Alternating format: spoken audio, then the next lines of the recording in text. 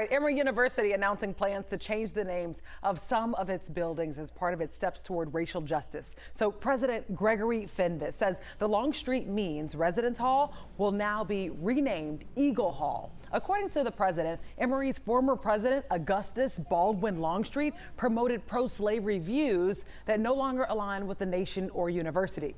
A professorship named after Longstreet will also be changed. President Fenves says he's still reviewing research to consider removing other names from honorific places on campus.